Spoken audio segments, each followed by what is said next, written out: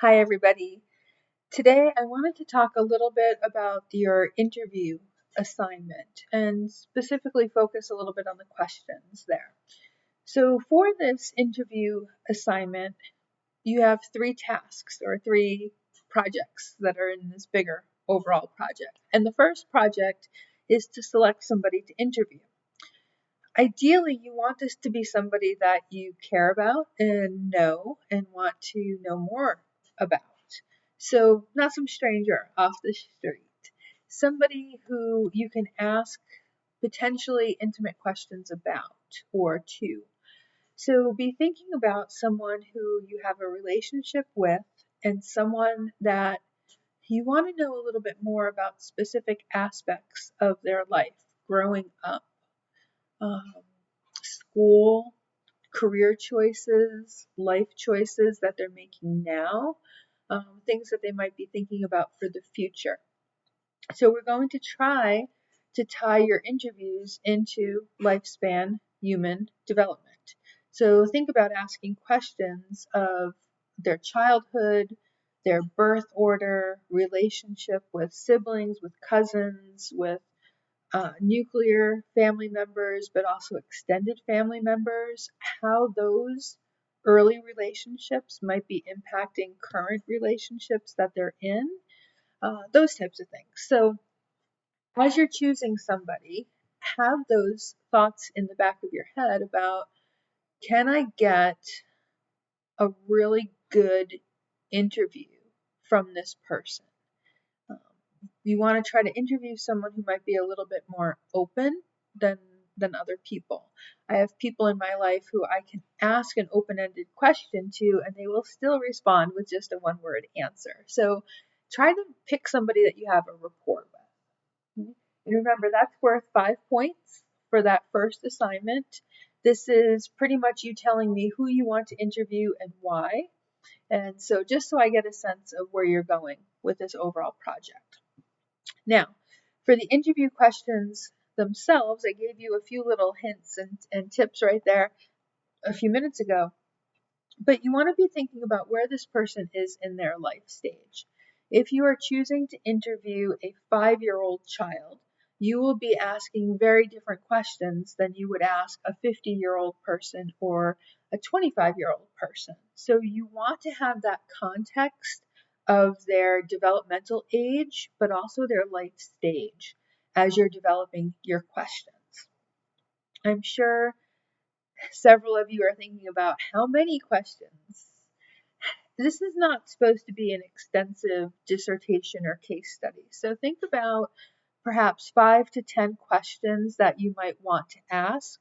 I suggest you prioritize those because if this is someone that you know and you have a rapport with, you're probably going to get into a good conversation and you might take these little exits off of your interview list. So go with the flow.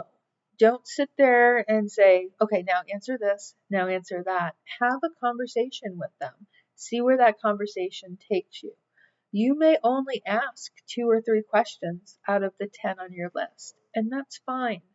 I'm looking for that depth of information, the depth of sharing about their life stages, their choices that they've made, and the influences in their life to really help you to get to see how lifespan development and human development impacts us at various stages or places in our life. So aim to develop 5 to 10 questions. Aim to ask 3 to 7 questions. You can do a video interview like this if your participant is up for that. You can handwrite your notes, you can type your notes. I have no preference about that at all. This is your interview. I want you to be able to get information and learning out of that.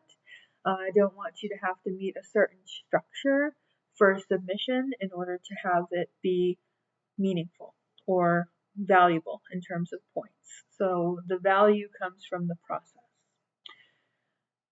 In thinking about questions, I have a 33-year-old stepson, and we can use him as an example. I've known him for 12 years, so knew him when he was an adult. So I don't have a lot of his story, his version of growing up. So if I were to sit down with him, I would probably ask him to tell me a little bit about what it was like growing up playing football. And we would hopefully have a conversation about that in terms of his role, in terms of his physical size, his emotional maturity, his relationship with his family, whether his mom or his dad would go and see him play football, take him to practice, whether his grandparents would. Hopefully that would evolve.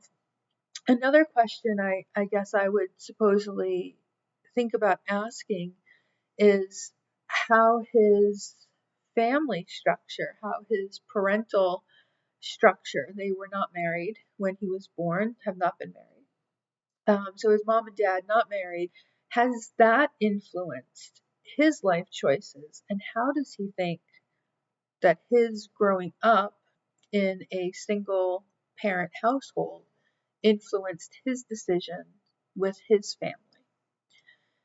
And talk a little bit about that. And now that they have a few children, I might even go, okay, so in thinking about how you grew up, how you're raising your family, what are your hopes for how your children grow up?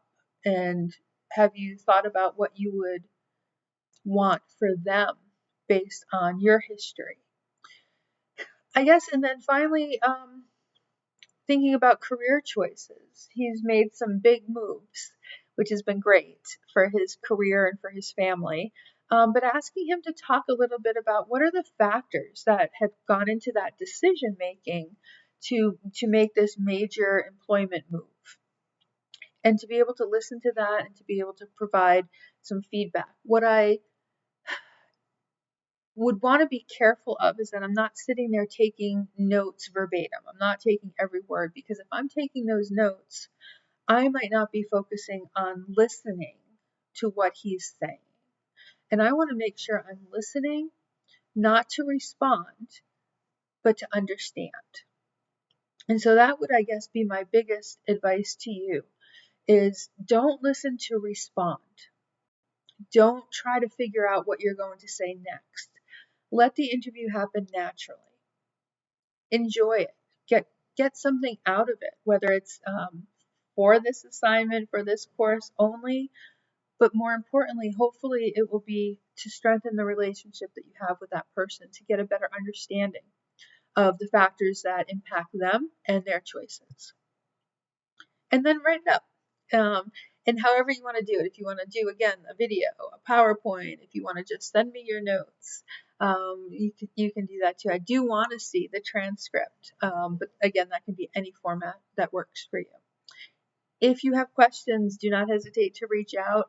I'm happy to do individual meetings. If you have questions or concerns, just reach out to me. Send me a note, give me a schedule that works, and we'll try to figure out something. Okay? Have fun with this assignment. Enjoy it. And I will put more videos up, more lectures up over the weekend. Have a great rest of your day, everybody. I look forward to seeing who you're going to interview. Take good care.